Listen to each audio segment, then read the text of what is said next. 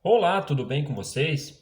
Espero que estejam bem. Glória a Deus por mais uma oportunidade que Deus está nos dando, de a gente estar vivo e estar podendo compartilhar mais dois capítulos da palavra, né?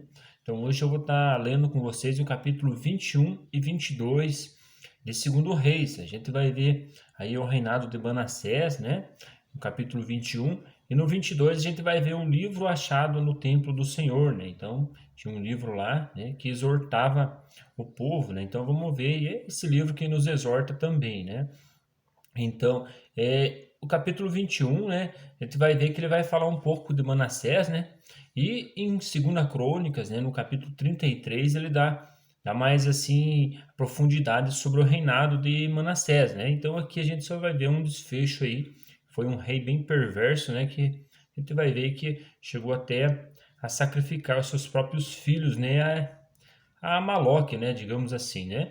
Mas então vamos lá. Senhor nosso Deus, nosso Pai, mais uma vez nos colocamos na tua presença, Senhor, para podermos aprender de ti, Senhor. Nos orienta com a tua palavra, em nome de Jesus. Amém. Então vamos lá. No capítulo 21 fala bem assim, ó. Manassés tinha 12 anos de idade quando começou a reinar, e reinou 55 anos em Jerusalém. O nome de sua mãe era Efesiba. Então, a gente vê aí que ele começou com 12 anos de idade, né? E se a gente analisar o pai dele, né, Ezequias, né, ele ganhou mais 15 anos, né? Ele tinha uma enfermidade, né? E o Senhor falou que ele ia morrer e ele tinha 15 anos aí a mais, né, de vida, né? Então, bem provável que nesse tempo, esses 15 anos, que nasceu Manassés, né?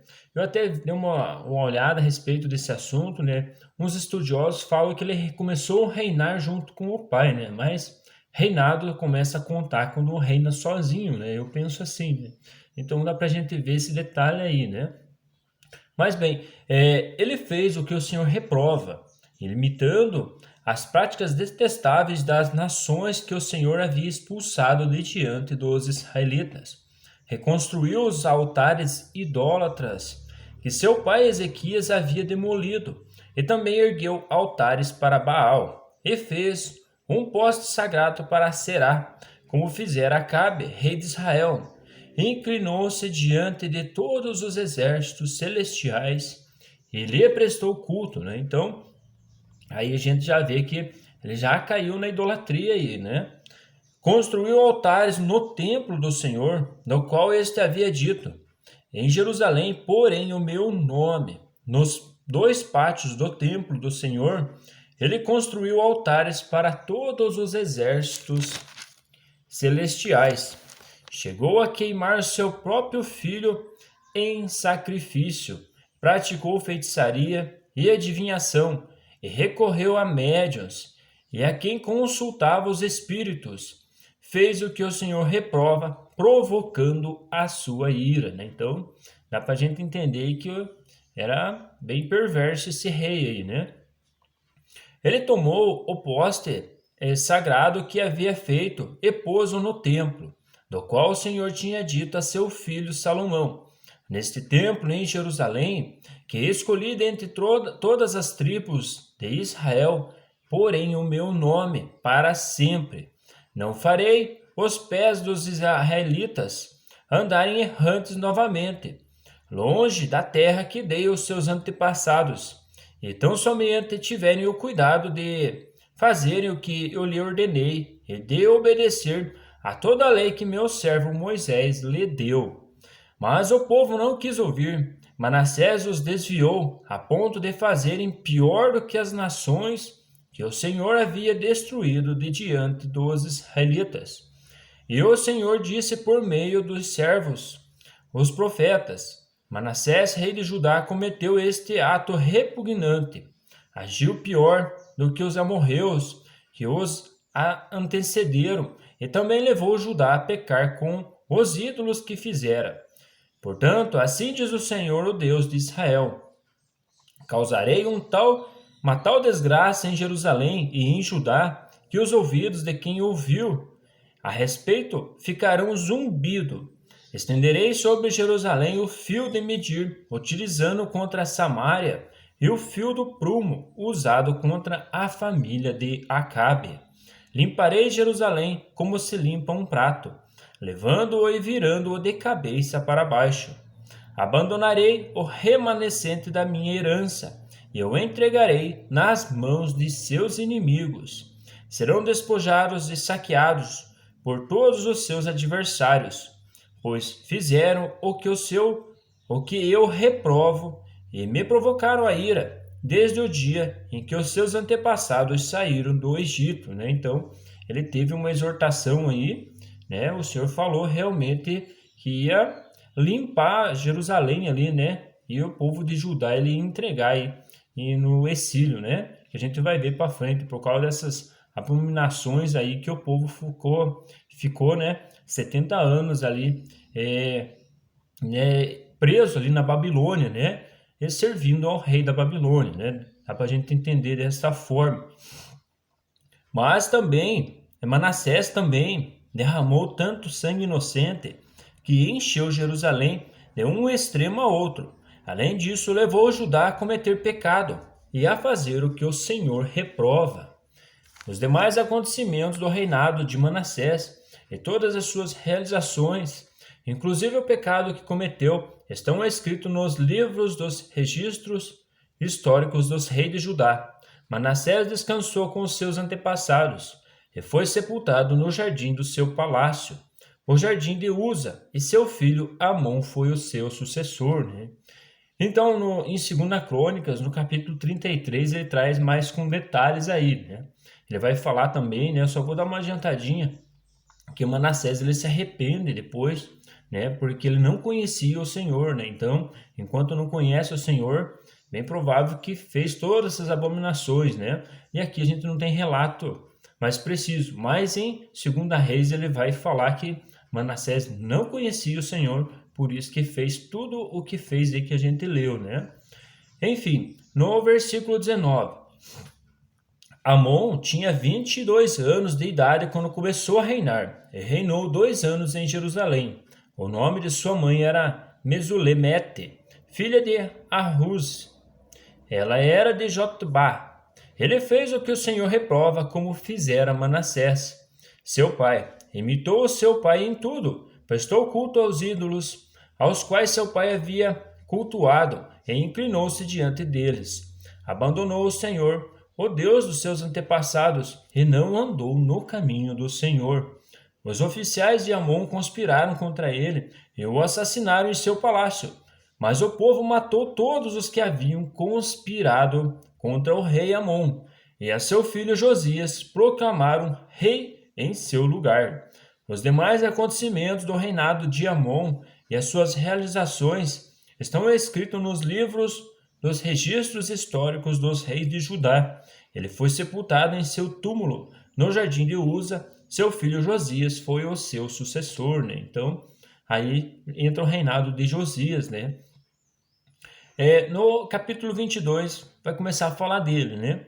Josias tinha 8 anos de idade quando começou a reinar, e reinou 31 anos em Jerusalém. O nome de sua mãe era Gedida, filha de Adaías. Ela era de Boscate. Ele fez o que o Senhor aprova e andou nos caminhos de Davi, seu predecessor, sem desviar-se nem para a direita nem para a esquerda.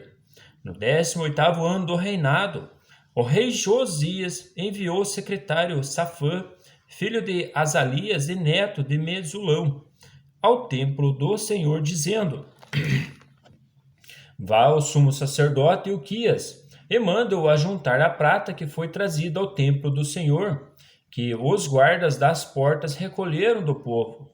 Eles deverão entregar a prata aos homens nomeados para supervisionar e a reforma do templo, para poderem pagar os trabalhadores que fazem os reparos no templo do Senhor, e os carpinteiros, os construtores e os pedreiros. Além disso, comprarão madeira e pedras lavradas para os reparos no templo, mas eles não precisam prestar conta da prata que lhe foi confiada, pois estão agindo com honestidade, né? Então aqui a gente vê mais uma reforma aí no templo, né? Então dá para a gente entender, né, que alguns detalhes aí já tinham sido danificados e tirados, né? E eles estavam reformando aí. Então o sumo sacerdote Ilquias disse ao secretário Safã: encontrei o livro da lei, que no templo do Senhor. Ele o entregou a Safã, que o leu. O secretário Safã voltou ao rei e lhe informou: teus servos entregaram a prata que havia no templo do Senhor e a confiaram aos trabalhadores e aos supervisores no templo. E o secretário Safã acrescentou: o sacerdote Euquias entregou-me um livro. E Safã o leu para o rei.